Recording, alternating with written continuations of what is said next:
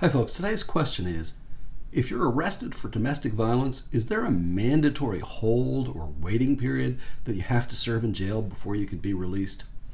Well, let me tell you, this is a pretty common myth, and that's what it is. It's a myth. I spent the better part of yesterday trying to get somebody out of jail for just this issue.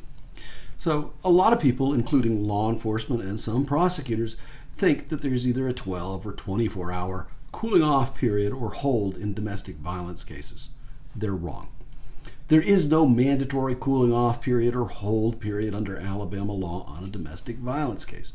What the law says, and I'll put a cite to it here below, but what the law says is that if you are arrested on domestic violence, you're supposed to have a judge or magistrate see you within 24 hours so as to provide bail. It is meant as a shield to keep somebody in, not from being in there forever. So you're supposed to be brought before a judge or magistrate within 24 hours if you're arrested for domestic violence.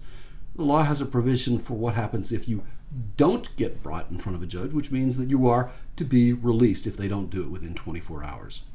So it doesn't mean you have to wait 24 hours. It means you're supposed to be released if they wait more than 24 hours. So it's a protection. It's not a sword. And people confuse this.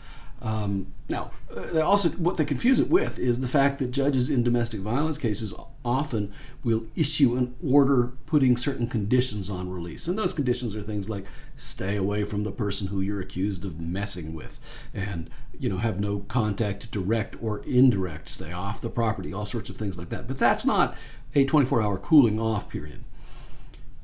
Yesterday I dealt with the jail. I sent them a copy of the law, and I think the saying, how dumb can you be? Well, apparently these folks took it as a challenge, because even when the judge, long story short, called the prosecutor said, well, call the judge. The prosecutor had it wrong. Called the judge. The judge said, yeah, it's not a cool down period. And he called up and sent the order. The jail still was like, the order doesn't say to release him. Yeah, but the law does. So sometimes you're dealing with people who take the saying of, how dumb can you be? Well, that's a challenge for them. At any rate, it eventually helped my client get out of jail. If you're accused of a criminal offense and you want our help, just give us a call. We're happy to help you.